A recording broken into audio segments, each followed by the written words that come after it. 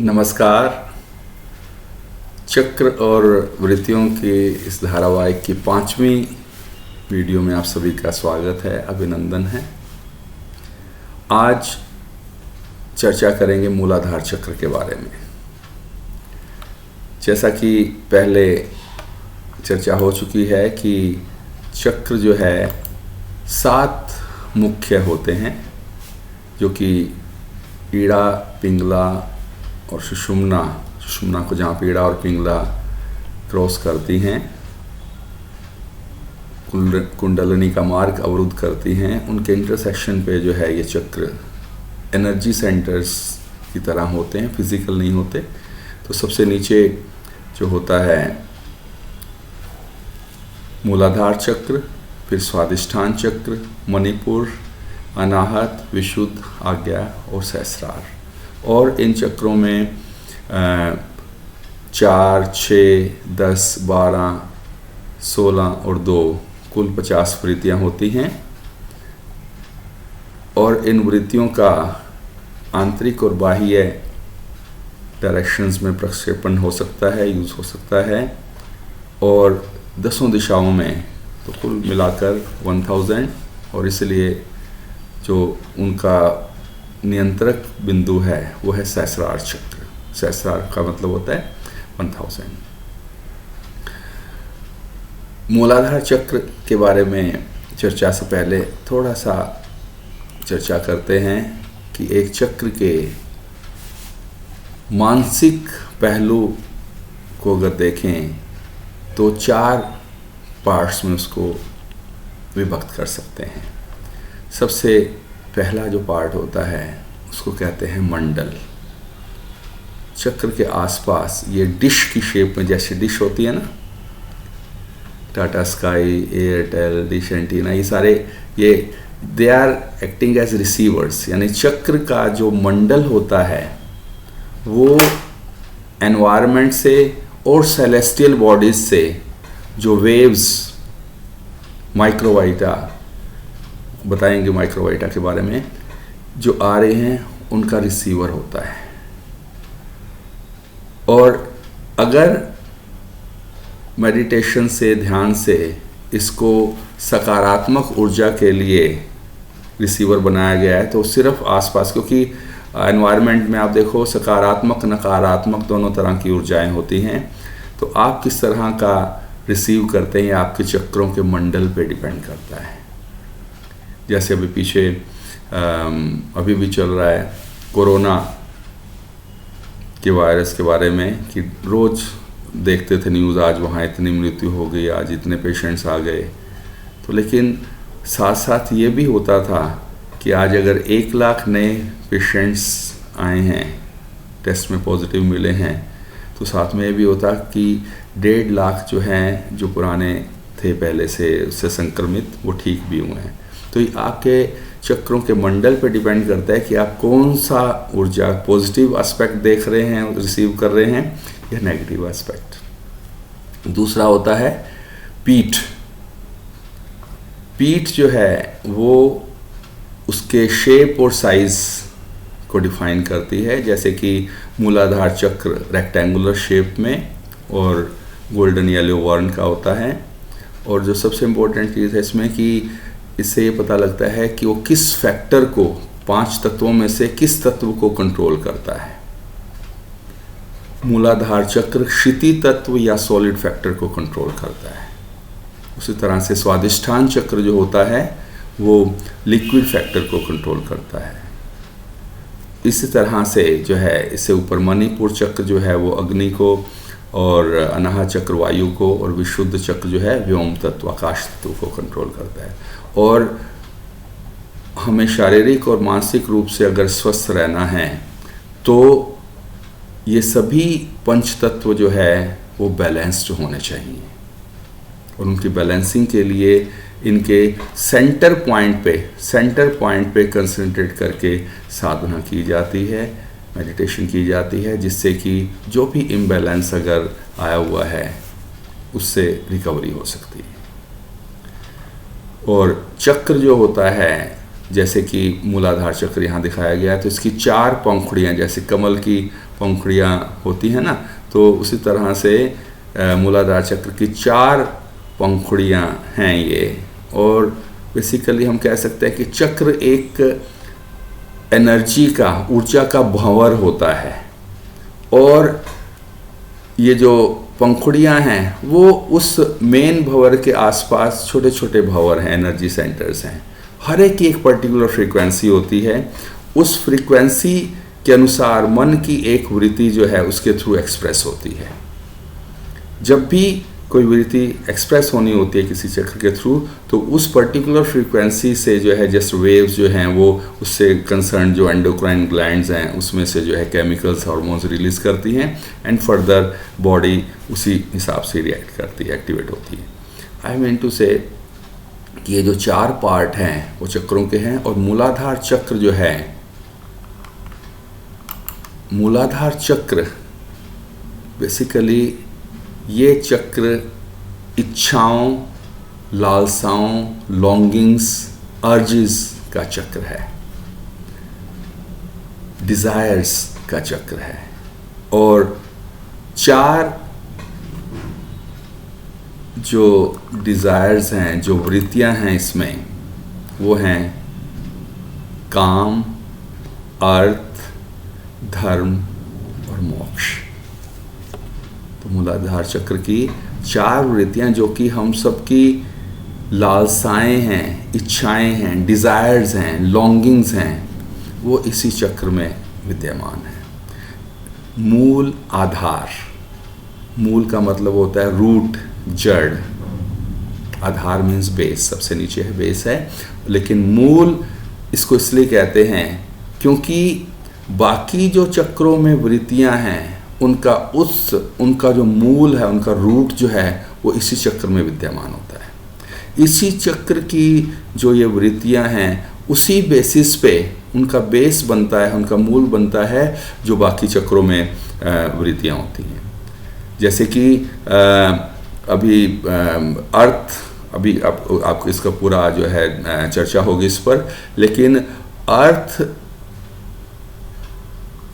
जो है वो एक्सप्रेस होता है वृत्तियां जो कि स्वादिष्ठान चक्र और मणिपुर चक्र में होती हैं।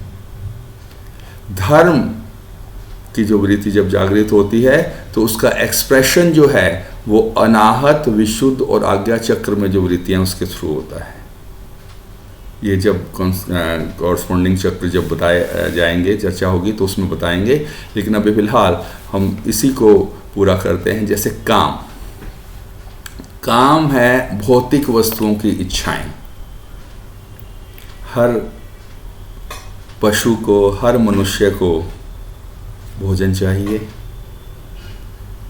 आराम चाहिए, निद्रा, सिक्योरिटी चाहिए, डर, फियर, डर होता है, सिक्योरिटी चाहिए, और वंश वृद्धि के लिए कार्य करते हैं। ये वृत्तियां जो हैं, ये जो फिजिकल लॉन्गिंग हैं, भौतिक वस्तुओं की जो ये इच्छाएं हैं और जिनको कि भौतिक शरीर के लिए जो है, जो कि जरूरी हैं, ये पशुओं और मनुष्य दोनों में होती हैं। इसके बाद है अर्थ, साइकोफिजिकल लॉन्गिंग, मनोभौतिक इच्छाएं, कि भौतिक वस्तुओं के लिए मन की इच्छाएं।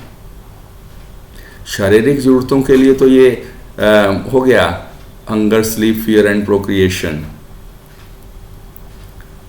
आहार, निद्रा, व्यय, वंश वृद्धि।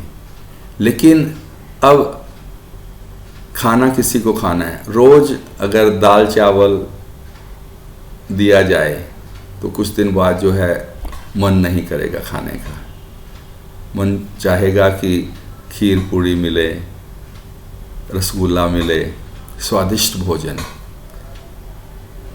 मन ही चाहता है कि न्यूज़ सुनी जाए, देखें आसपास क्या, क्यूरियोसिटी फॉर फिजिकल वर्ल्ड, फिल्में देखना है, कुछ गीत वगैरह सुनना है। यानी कि मन सिर्फ खाना पीना सोना नहीं चाहता, वो एंजॉय भी करना चाहता है, चाहे वो खाने में हो, पीने में हो, किसी भी कार्य में हो। जैसे कि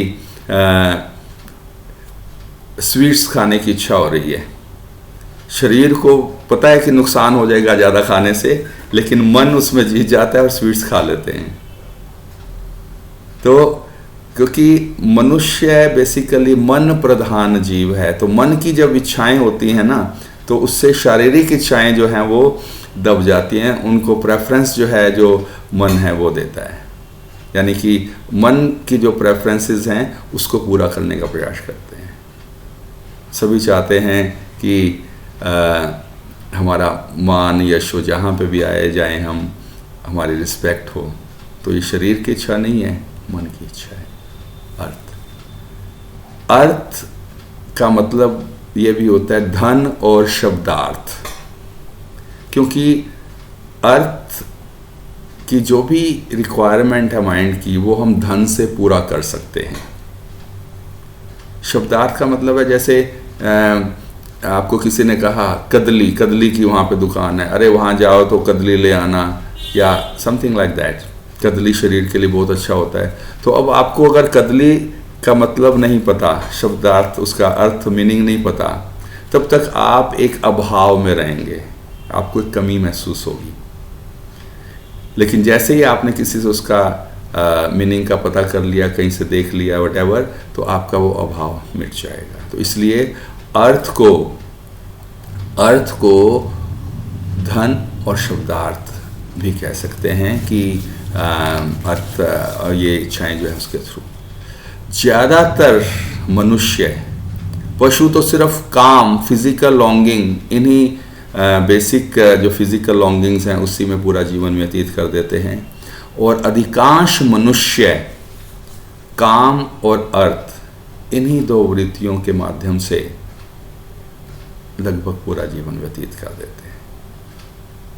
लेकिन जब धर्म, साइको स्पिरिचुअल लॉन्गिंग जागती है, ये क्या है? मानसा आध्यात्मिक ऐशना, इच्छा, लालसा।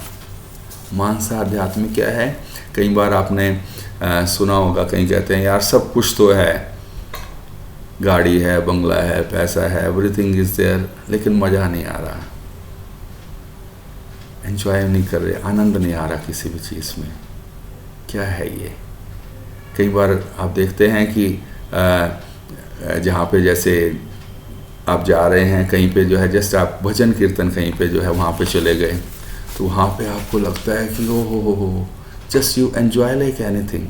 बल्कि कई बार तो ऐसा भी होता है, हमने ऐसे भी लोगों को देखा है कि पहली बार किसी ऐसी जगह पे जाते हैं जहाँ पे कि भजन कीर्तन इस तरह कोई प्रोग्राम हो रहा है, और जस्ट वो आंसुओं से सराबोर हो जाते हैं, आंसू अश्रुपात होने लगता है।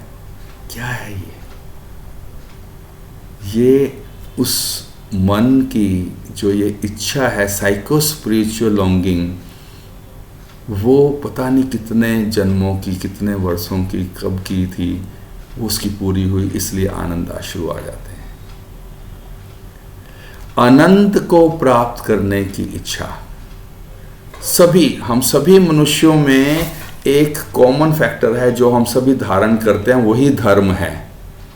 और वो कॉमन फैक्टर क्या है? हम सभी आनंदित रहना चाहते हैं, हम सभी परम आनंद को प्राप्त करना चाहते हैं। जब उस परम आनंद को हम काम और अर्थ के थ्रू प्राप्त करने की कोशिश करते हैं तो उसमें फेल हो जाते हैं। क्यों? क्योंकि परम आनंद सिर्फ अनंत से ही प्राप्त हो सकता है। धर्म का मतलब ये नहीं है हिंदू, मुस्लिम, सिख, ईसाई और रिलीजन्स हैं।